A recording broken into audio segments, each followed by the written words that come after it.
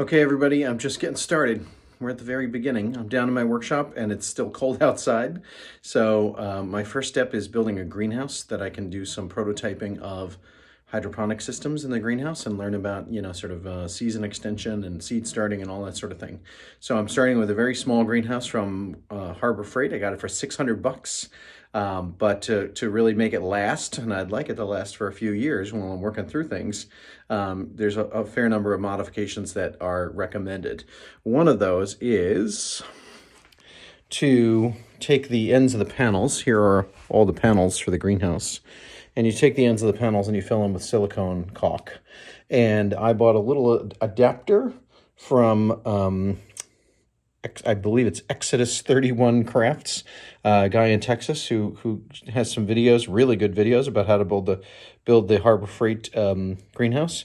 And I bought an adapter to just caulk in the edges here. So I'm doing that. I'm doing one side and I'll let it dry and then I'll do the other side. Let me show you that adapter.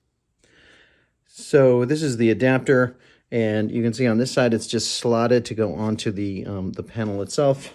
On the back is a hole. This is 3D printed where you would stick the caulk tube itself into the back of the hole. So I imagine a caulk tube here going into there, and then you run it on the edge of the panel. This is what it looks like when I'm doing it. I've set up a little bit of a jig to just hold this panel in place because I'm going to run, I ran out of caulk in the middle here, so I ran caulk along, and now I got to do the rest when I get more caulk from Amazon tomorrow, which oddly enough was the cheapest place to buy it. But holding three sides is really essential because you run your caulking gun back and forth along the edge of the panel, and if the panel moves around, it becomes a giant pain in the neck. But I do recommend you do it so you can take the panels in and out of the jig very easily. Otherwise, you spend your days clamping and unclamping things. So there you go.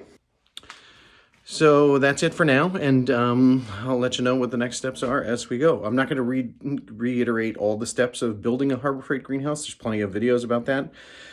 But I will cover some of the essential steps and a little bit of how I'm going about it, because I'm doing a lot of the prep work indoors where it's warm until I go outside to do it. Okay, so that's it. Hope that helps.